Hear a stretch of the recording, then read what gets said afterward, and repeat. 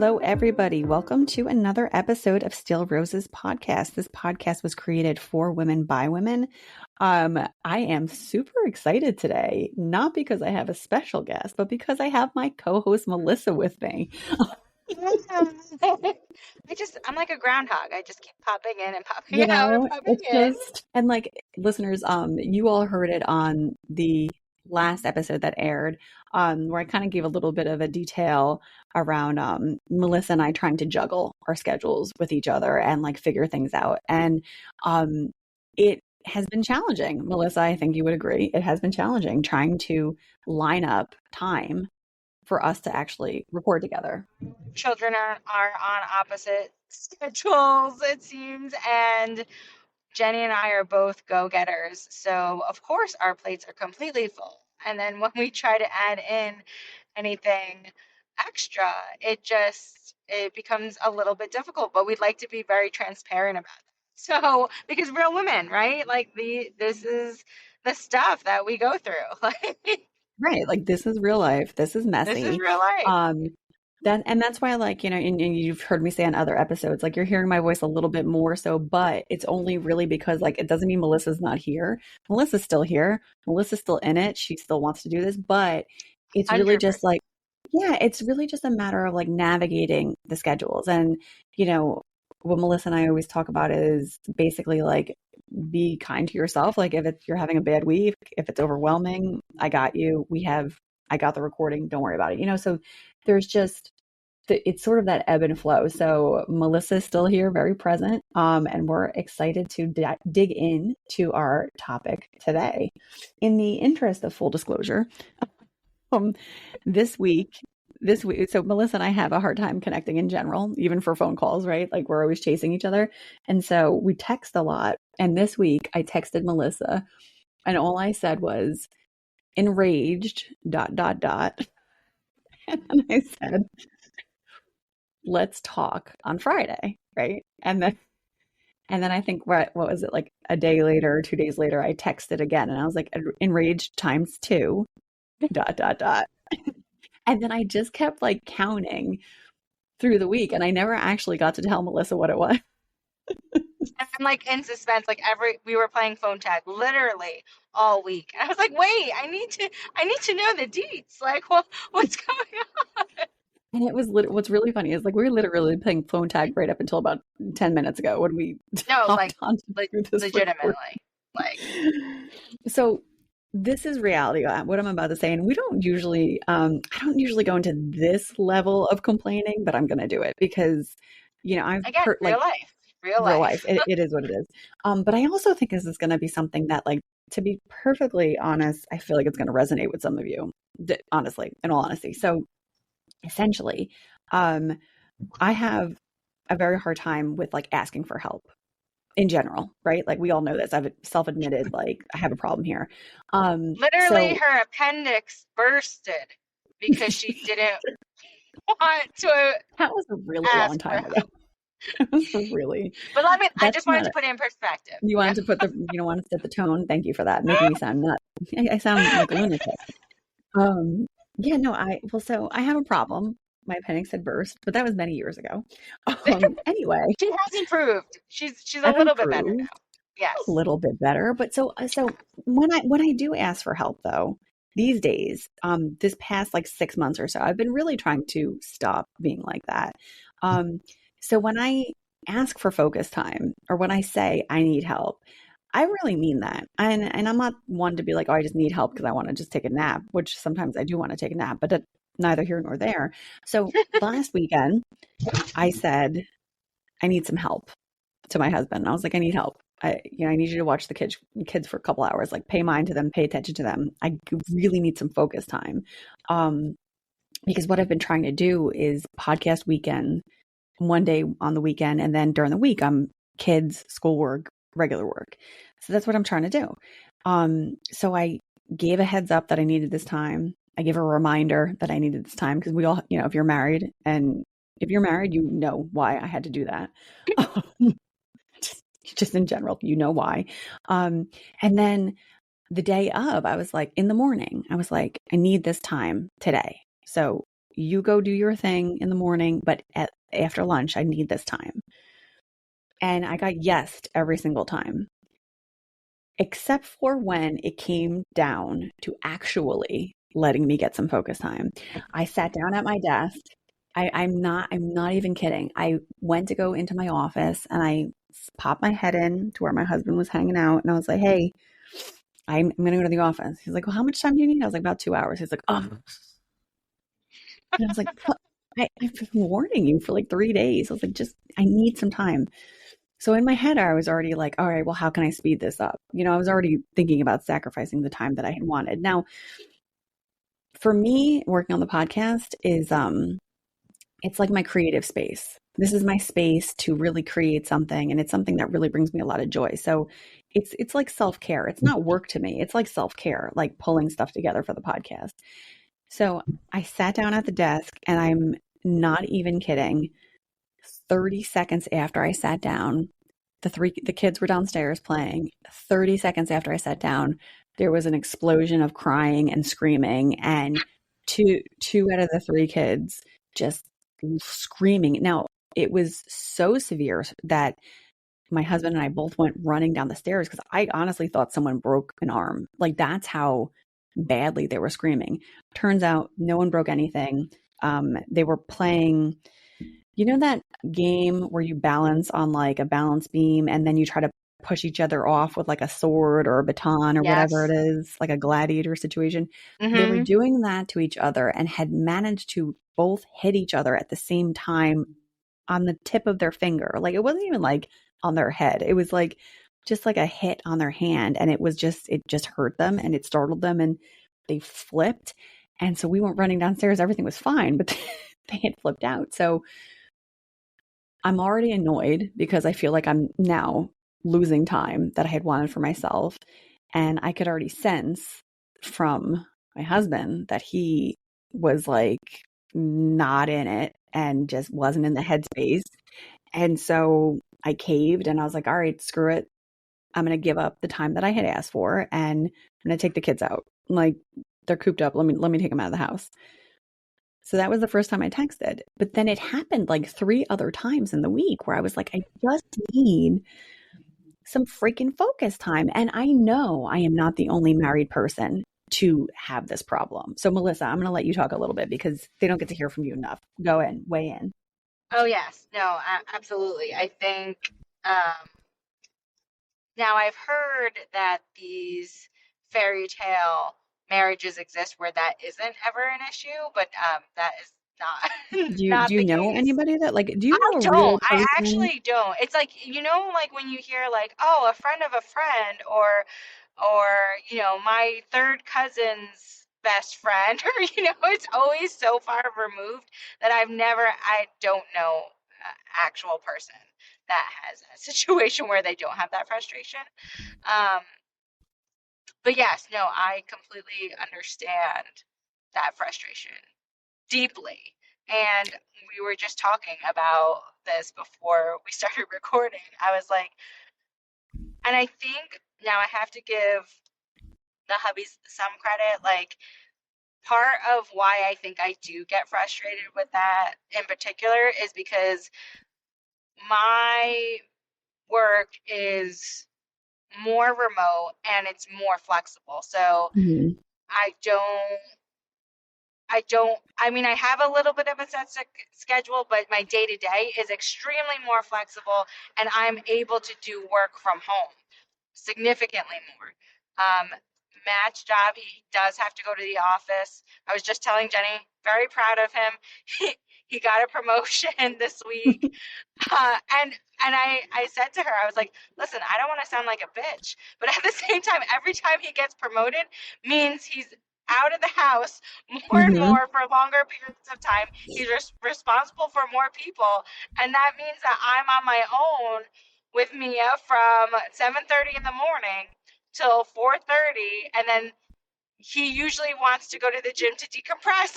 Yeah, it's wild because, well, so, and part of it, because that's the thing, like you do hear about like people being like, oh, well, and people will say to me like, oh, well, you really need to, you need to even things out. Like, you have to ask for more help. And I'm like, but I am asking for help. Like, and I'll do it, but it's just like, but he's, you know, he's not all in, or he's not really in there. Now, for the people that have come to me and said like, oh, you need to say more things, or you need to push harder.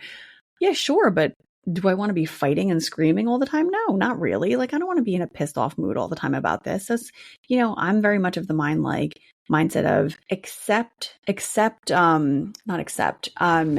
acknowledge and understand where the limitations are. Now, there is a historical reason behind a lot of this. So I did digging online as to why this was happening.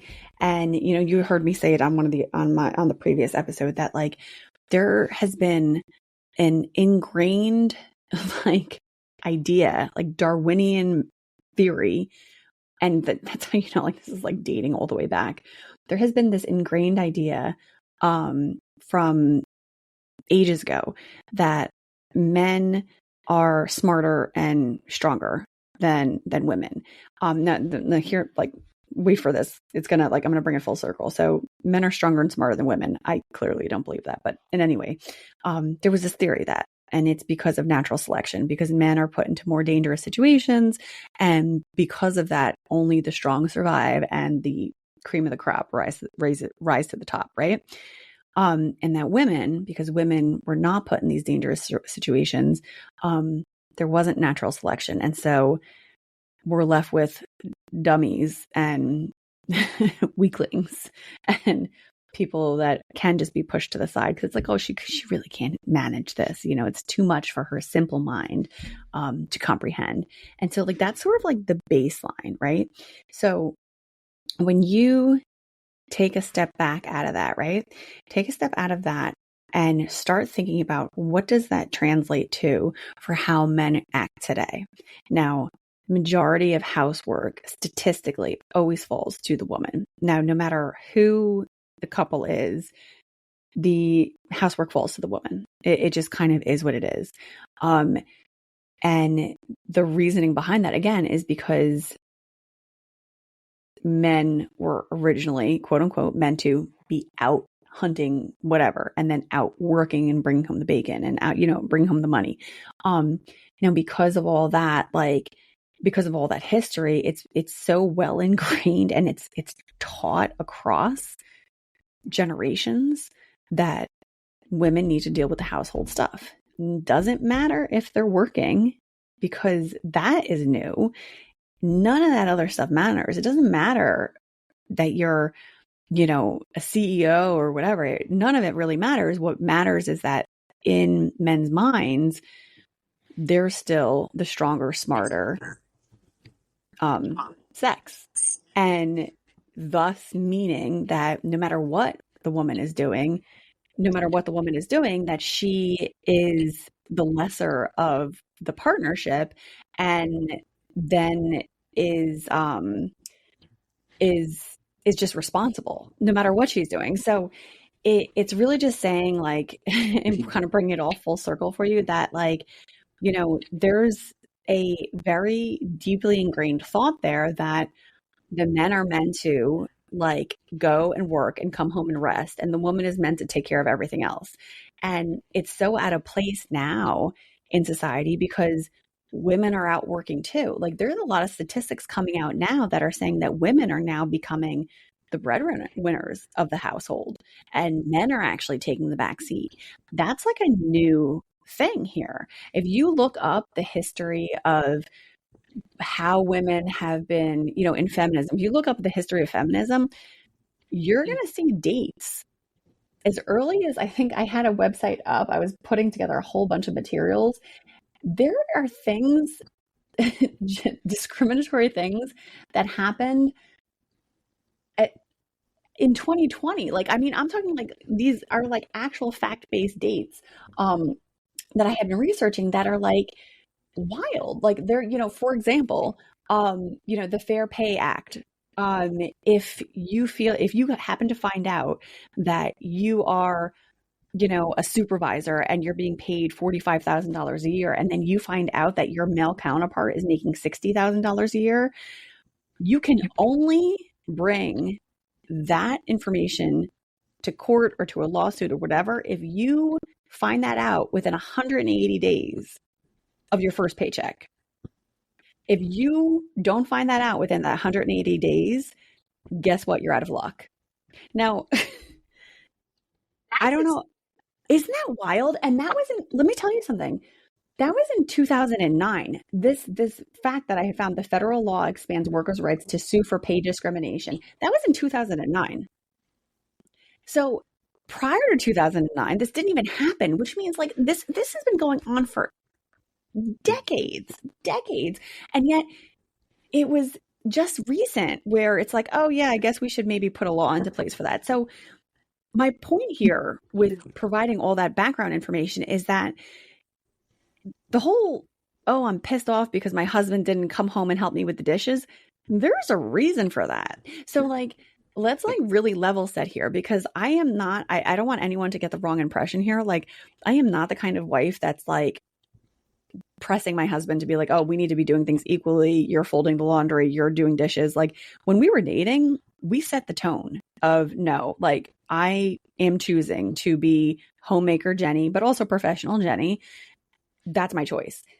We set that tone up. So like, I'm going to complain and I'll get pissed off, but we already set this tone. Like we already talked about this, whether you talked about it with your partner or not before you got married, even if you did discuss it or whatever, what have you, there's a whole reason behind the fact that like men just downshift and are like, well, you got that right. Because historically it's always been there and we're just now seeing seeds of change. Melissa, I know your audio cut out. I don't know if you were able to hear anything of what I just said. No, I did. I will. So Jenny and I have sort of opposite. How would you put that? Opposite marriages in the sense that, like, unfortunately, I'm a cook. Like I will cook dinner. I love cooking dinner, but I am not the best cleaner, and I hate doing laundry. So our marriage by default. Now Matthew and I got together when we were 16 years old. I mean, so we kind of grew up together. So our marriage does look quote unquote more equal in the sense of we tend to split up different responsibilities. However, what I was trying to say was that I think sometimes in our marriage, that flexibility that I have with my work is misinterpreted as in I'm not doing as much during the day. Mm-hmm. And so yes, he may be doing more, like we both split laundry, but he may be doing a lot more of the dishes. He does take care more of the dogs now. But I'm doing all of the essentially the childcare especially during the day. Mm-hmm. And then I still am responsible for my work. So I have to find other times to do that, whether it's at night, in the morning before Mia wakes up, different situations like that. So I feel like it gets misinterpreted, like, well, you were home today. Well, no, I wasn't home. I was taking care of Mia and still juggling my other responsibilities. So I think that's where the tension builds in our marriage. So, but either way, coming full circle, it's like, I do feel like it's still the mindset, even with more unconventional sort of the way we split up work. It's like it's still the mindset. Well, it's like, well, even though I'm doing these things, you really should be doing these things. You know what I mean? And not that he ever says that, but I think societal understandings, like it's still sort of the unspoken narrative, right? Let's take a quick break. Are you interested in podcasting but not sure where to start? My name is Jenny Benitez, and I'm here to help guide you through your podcast launch and maintenance. Check out the link in the episode description for Podcasting Unboxed, your comprehensive startup guide. I am very excited to work with you. Mm-hmm. Yeah, and then when we touched on it, I touched on that a little But when you were trying to correct While I your was, audio, yeah. yeah, while you were trying to correct your audio situation, was that like there was a Darwinian theory that said that men through natural selection um are stronger and smarter than women. It's there. Like that's and I was saying to the listeners, I'm like, that is literally what has set the tone, basically. That was the start of determining that women are a lesser gender than men. So what it's nuts. It's Melissa. I mean, I cannot tell, I highly encourage everybody to just Google, you know, feminine, you know, beginning of feminism. Like just start to Google facts about it. It is wild because I was expecting, you know, milestone markers from the 60s and 70s and stuff. But the fact that I can literally sit here and say that on this website that I'm looking at, there is a story in here from 1996 about a male only admissions policy for a military institute, 1996.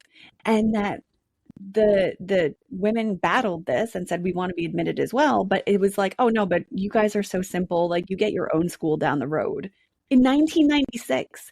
So like that's why like when you come home or when your husband comes home from work or you come home from work or whatever, and like there's that immediate frustration of why didn't you do this, and then there's the well, why didn't you do that? Guys, that's not just your husband, that's all men and all husbands. Like, and that's kind of where I want to go with this, is because it's really frustrating. And when I mean I was enraged, I mean I was enraged. Like if you had given me a bat and like told me I could go to town on like a car, like I probably would have beat it to death. Like I'm not even kidding. So I understand that frustration when you ask for help and you don't get it, or you're feeling really overwhelmed, overstimulated, and you know your partner is not helping you out there. I wholeheartedly understand that, but at the same time, I also wholeheartedly also understand, well, that there are some limitations that you have to slowly kind of push and prod, because in no way, shape, or form do I believe that men can be like rip a band-aid off and just make a change overnight. At least not in my experience. Like, I don't know about anybody else, but I'm just saying, like, I think that that frustration level is there. I think it's there for all married couples.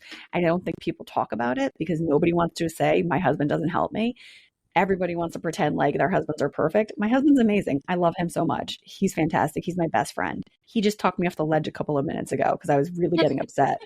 He's amazing. Honestly, he is. He truly, truly grounds me. However, sometimes I want to kill him, and I think that's okay. It's totally fine. For life.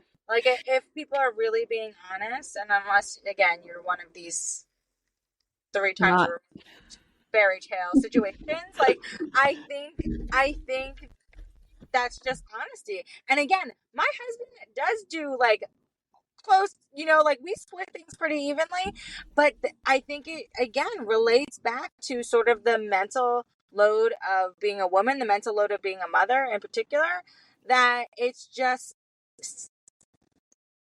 I think it's an unspoken truth that we are expected to sort of carry that mental load. And I know for my husband, like I see him, he's able to like turn off the home stuff, go to the office. He's there at present, physically at work. He is able to, mostly turn off the home stuff. And then when he leaves, he's able to turn it back on. I don't have that can't do luxury. that. And maybe, Yeah. and again, I don't have a more traditional, 9 to 5 work, I have to be at the office type of situation. But even my friends that do say the same thing, they're not able to turn it completely off. You know what I mean? They're always checking in, whether it's school or preschool or daycare or whatever the situation is like they're always in tune or anticipating what's coming up, or when I get home, what do I have to do? Dinner, what, all of these things. And I think and I can't speak to, again, I'm not speaking for all men, but I think the majority of men, they're able, if they have that traditional, um, go to the office job, it's like, yeah, they're able to sort of turn it off and then turn it back on at 4 or 5 o'clock. You know what the other thing is too, that you mentioned it a couple of times. Because there's a lot of us, like I've been a work from home person since 2017. Oh, There's a lot of us that work from home now. And I think like regardless of, you do have a lot of flexibility during the day, but you don't though, because you're doing mom during the day and you're present for your daughter during the day. So you're paying attention to her and like you're all in and you do things with her and you take her play, like you do activities with her. So it's it's not like you're again like you're home and it's not doing like I'm nothing. sitting on the couch resting. Well, Like, and and I was besides, just telling, was I telling you or was I telling someone else? Like, we cut back on screen time. Like, I've just noticed that. Like, her whole behavior, her whole persona is just more herself when we have less screen time. mhm, However, that in return means that like the breaks that I was taking, I no longer have. yeah. So I told Jenny, I was like, I'm exhausted by 9:30 at night. I'm passing out because I don't stop during the day, and I Mhm. don't. And again, it's not my husband's fault. He's not home. He has his own responsibilities. He has a lot of. He's responsible for a lot at work. It's not like I'm not trying to take away from that, but he's also not seeing what I'm doing during the day at the same time. You know. Right. Right. Because then So it's like, oh, well, you're just home. It's fine. I had, you know, but it's also interesting too, because even like I have a traditional 9 to 5, but it's still work from home. But it's still anticipated that if the kids get sick, it's me. If something happens at school, it's me. If the kids have to go to the doctor, it's me. Like all dinner, of that stuff, right? dinner, it's me. At least at 5:01 p.m. before I've even taken a breath. What's for dinner, which is a huge pain in my ass, by the way, these days, because nobody wants to eat the same thing. I'm vegetarian. My husband's pescatarian, but he hates it. He wishes he could eat meat, but he knows it's bad for him, so he won't do it, but he hates it anyway. So then he complains about the plant-based food and is like, I don't even want to eat this. And I'm like, I swear to God. But then I But have the each kids child wants something different. who Genevieve, one of my twins was addicted to ramen. I had to cut her off like hard because like you can't be eating this. The other one, her taste buds are a little bit more exploratory, but nobody wants to eat the same thing. And like tonight, I was like I had to go grocery shopping. I was so frustrated. Let me tell you what I made. I made potato soup. I made I reheated fried rice from the other night. I um air fried egg rolls. Then I had garlic bread, chicken nuggets, and toast. That was the plethora of foods that I did for dinner because I'm like, I just need you all to eat and leave me be for a little bit. And because having to deal with that after you've been stressed out all day is like I'm gonna lose it. Like it's wild. But again, I know that this just isn't me. And that's why I want to share all this with you guys because we talk about a lot of topics on here and we have a lot of guests. In season 2, we're going to have a ton of guests. Like we're working on a really cool a great lineup of women coming in and we're going to be elevating a lot of women's voices in season 2. And I want you all to still know though, that like at our core, Melissa and I are both mothers and wives and professionals and Melissa, I was going to say sisters, but like, it almost came out. We're all Um, best sisters. we're all, but we're like regular people. We're just trying to Yeah. make it like the rest of you. And like, it is hard. It is frustrating. And it's just a lot. And we all need to And just be all in supportive of each other. exactly. And realize that all those Instagram pictures, the social media, that's not reflective of these conversations because a lot of people aren't having these conversations and nobody wants to, say I've had a bad day. You know what I mean? And I think um Mm-hmm. at the core, the reason why we wanted to start this podcast was for conversations like this. Like, hey, I love my husband. I love my marriage. Like, I work hard at keeping, my family a happy, functioning family. But at the same time, it's like, dude, I have those frustrating moments just like everybody else or the majority of people do as well. And it's like, just because it's not spoken about doesn't mean that women that or other people that are listening to this podcast can identify with those points. Kind of driving the point home is that like a lot of people don't talk about this stuff. And because nobody talks about it, everyone just thinks it's their husband. And I feel like that's why people get divorced, because it's like those little tiny frustrations add up over time.